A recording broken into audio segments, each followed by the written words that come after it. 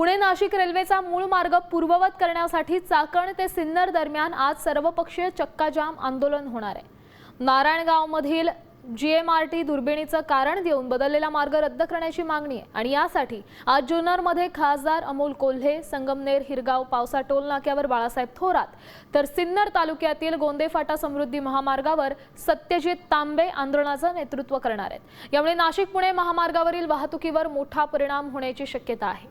या संदर्भातली अधिक माहिती देतात आपले प्रतिनिधी रोहिदास खाडगे। रोहिदास, नेमकं या आंदोलनाचं स्वरूप कसं असणार आहे आणि काय काय घडू शकतं?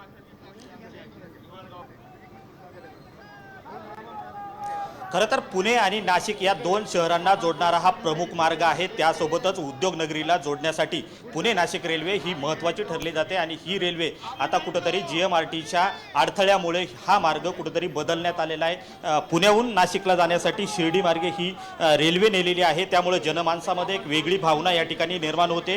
आपल्या हक्काचा रेल्वे प्रकल्प हा एक गेल्या 25 वर्षापासून संघर्षाच्या माध्यमातून उभा राहिलेला आहे। या विभागाचे माजी खासदार शिवाजी आढळराव पाटील असतील, विद्यमान खासदार अमोल कोल्हे असतील, यांनी संसदेत हा लढा उभा केला। मात्र या लढ्याला पुन्हा एकदा अपयश आल्याची भावना या ठिकाणी व्यक्त होते। त्यामुळं आज पुणे ते सिन्नर दरम्यान चाकण, मनसर, आळेफाटा, संगमनेर या ठिकाणी हे आंदोलन होतंय। आंदोलनाची काय दिशा असणार आहेत आपण आयोजकांकडून काय सध्या एकंदरीत भावना आहे थोडक्यात? आज या ठिकाणी पूर्ण नाशिक जिल्हा असेल, पुणे जिल्हा असेल, हा जो पूर्वरत पुणे नाशिक महामार्ग रेल्वे महामार्ग जो होता, हा काही राजकीय षडयंत्र आखून तो नगरमार्गे, पुणतांबा मार्गे, शिर्डी मार्गे त्या ठिकाणी नाशिक या ठिकाणी वळवण्यात आलेला आहे। आणि गेल्या 30 वर्षापासून